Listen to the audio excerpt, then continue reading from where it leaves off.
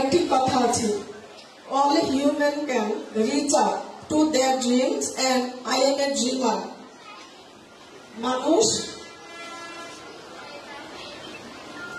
মানুষ তার স্বপ্নের সমান বড় হয়, এটা আমি বিশ্বাস করি এবং এটাই সত্য। মানুষ যদি স্বপ্ন না দেখে তাহলে সে বড় হতে পারে না। কবিগুরু রবীন্দ্রনাথ ঠাকুর বলেছেন, তোমার জীবনের কোনো উদাহরণ যদি কোনো কাজে লাগে সেটা বারবার হলে উপস্থাপন করবে, বিভিন্ন জায়গায় উপস্থাপন করবে। তাই আমি বলছি, আমি ছোট থেকেই স্বপ্ন দেখতাম আমি শিক্ষক হব, কিন্তু সেটা কিভাবে হব আমি সেই রাস্তা খুঁজছিলাম। আমি যখন ক্লাস 9-এ পড়ি তখন আমার বাবাও আমাকে বিয়ে দিয়েছিলেন। আমার স্বপ্ন ছিল আমি ওকালতি করব, কিন্তু আমি দেখি যে না, সেটা আমার হওয়া সম্ভব হলো না। আমার বাবা মা আমাকে বিয়ে দিয়ে দিলেন। আমি হাঁটি হাঁটি পাপা করে আমি আস্তে আস্তে আস্তে ক্ষুদ্র পর্যায়ে আসছি। আমি তাই সোনামণিদের বলি, তোমরা স্বপ্ন দেখবে, যদিও তোমাদের স্বপ্ন দেখার বয়স হয়নি, তোমাদের কারো বয়স 5, কারো 10, কারো 12, তারপরে তোমরা স্বপ্ন দেখো। এখন তোমরা যে যুগে বসবাস করো, এই যুগে আমাদের যুগে তখন কি করেছি, আমরা একটা কবিতায় পড়েছি তাই না, যে আমাদের যুগে আমরা যখন খেলেছি পুতুল খেলা, তোমরা এই যুগে সেই বয়সে লেখাপড়া করো মেলা। আমরা যখন আমাদের যুগে উড়িয়েছি শুধু ঘুরি, তোমরা এখন কলের জাহাজ চালাও গগন জুড়ি। সেই কবিতাগুলো আর নেই। এখন আমরা কি করি, আড্ডুম বাড্ডুম গোড়াডুম সাজে ঢাক ডোল জাজর বাজে, এই যে কবিতাগুলো আগেকার দিনের কবিতা আর এখনকার দিনের কবিতার সাথে অনেক মিল। তারপরেও কিন্তু আধুনিকতার ছোঁয়ায় আমাদের শিশু বাচ্চারা যা জানে আমরা তা জানি না।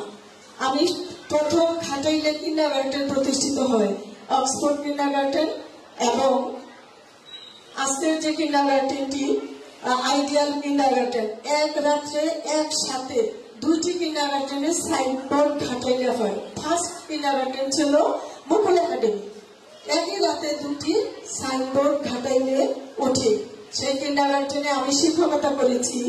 আমি তখন মেহেরুন্নেসা মহিলা কলেজের প্রভাষক, ডিগ্রি কলেজের প্রভাষক হয়ে আমি কিন্ডারগার্টেনে শিক্ষকতা করেছি। এই জন্য যে শিক্ষকতা করে কিভাবে কিন্ডারগার্টেনের কাজ শিখে একটি কিন্ডারগার্টেন প্রতিষ্ঠিত করা যায় এবং যে সকল নারীরা পিছিয়ে আছে তাদেরকে কিভাবে ঘর থেকে বের করে এনে তাদেরকে সমাজে প্রতিষ্ঠিত করা যায়, এই যে আমার স্বপ্ন। সেই স্বপ্ন থেকেই আমি কিন্ডারগার্টেনে প্রথমে শিক্ষকতা করি, মাত্র 200 টাকা মাইনা। কত টাকা? 200 টাকা বেতনে। আজকে শুনলে সবাই হাসবে। এখনকার যুগের ছেলে মেয়েরা কেউ চাকরির জন্য গেলে আগে বলে কত টাকা বেতন দিবেন, আর আমরা কি বলেছি, একটি চাকরি চাই না, একটি কাজ চাই, কাজের মাধ্যমে শিখতে চাই, শিখে কিভাবে মানুষ হবো সেটাই আমার লক্ষ্য।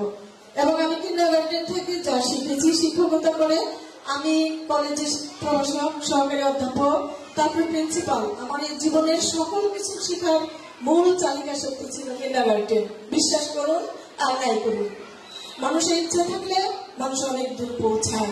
আমি এখন পর্যন্ত কোথাও যেতে পারি না, কিন্তু আমি অনেকেই উপদেশ দিই। আমি অনেক নারীরা আছে, যেমন আমাদের মজিবর কন্ট্রাক্টর ভাই আছেন, আওয়ামী লীগের নেতা, কাজী রোডের বাসা। ওনার ওয়াইফ একেবারে ঘরণী ছিলেন, ওনার কোনো বাচ্চা হয় না। আমি তাকে ঘর থেকে বের করে আনছি, অনেক সংগ্রাম করে উনি লাস্ট পর্যন্ত একটি কিন্ডারগার্টেনের মালিক হয়েছেন। আমি আসলাকে ঘর থেকে বের করে এনেছি, আজাহের প্রফেসর মেয়ে, তিনি একটি কিন্ডারগার্টেনের মালিক হয়েছেন। আমি তপতিকে ঘর থেকে বের করে নিয়েছি, সে এখন একটি কিন্ডারগার্টেনের মালিক। আমি রাজ্জাককে কিন্ডারগার্টেনে চাকরি দিয়েছিলাম, সে একটি কিন্ডারগার্টেনের মালিক। এরকম হাজারো উদাহরণ আছে। আমি রানী দত্ত, তাকে ঘর থেকে বের করে এনে সে এখন তার 4টি মেয়েকে সেলাই শিখিয়ে সে হলো নিজে স্বনির্ভর হয়ে মেশিন দ্বারা একটি দোকান পরিচালনা করে সে এখন প্রতিষ্ঠিত। মানুষ যদি স্বপ্ন দেখে এবং তার যদি ইচ্ছা থাকে যে আমি সমাজের জন্য কিছু করব, তাহলে নিজের অবস্থানে থেকেও করা যায়।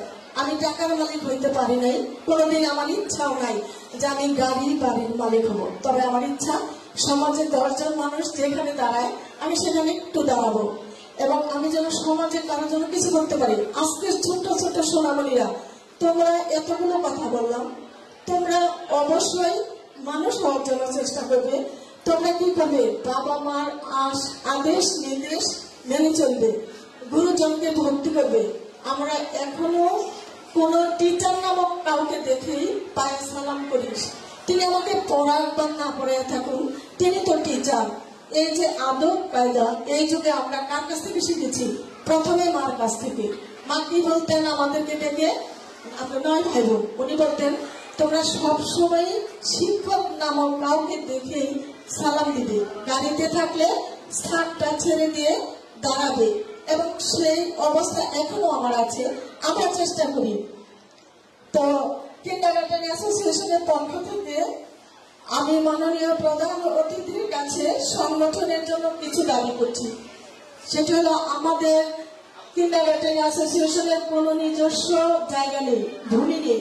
যদি কোনো খাস জমি ঘাটাইল উপজেলার আশেপাশে রাস্তার ধারে থেকে থাকে তাহলে দয়া করে আপনি আমাদের এই কিন্ডারগার্টেন অ্যাসোসিয়েশনের জন্য 1 খণ্ড জমি, জাস্ট একটি ঘর করার মতো, যেখানে আমরা সবাই বসে এই ছোট ছোট ছেলে মেয়েদের জন্য ভবিষ্যৎ কি করা যায় বা তাদের কিভাবে বিনোদন দেওয়া যায় সেরকম একটি কাজ করতে পারি। আজকে এটুকু বলি আমি আমার কথা শেষ করছি। জয় বাংলা, জয় বঙ্গবন্ধু, জয় হোক সকল।